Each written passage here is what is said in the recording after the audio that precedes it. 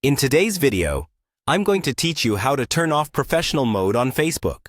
Whether you're looking to revert to a more personal social media experience or simply find professional mode unnecessary, this step-by-step guide will help you navigate the process with ease. First, go ahead and log into your Facebook account. This is your starting point. If you're already logged in, then great. You're one step ahead. Head to the top corner of the Facebook homepage and make sure you see your news feed.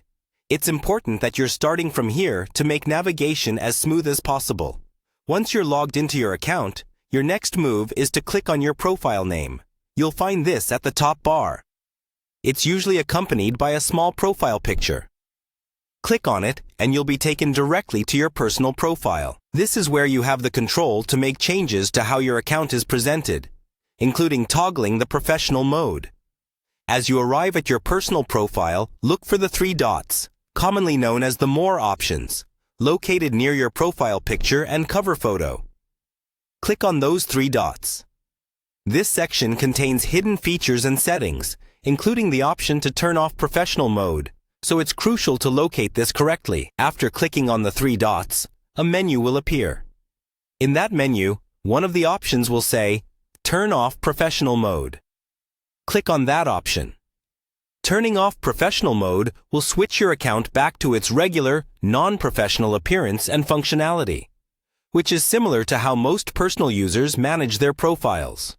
Once you click on Turn off professional mode, a new page appears, asking you to confirm this decision.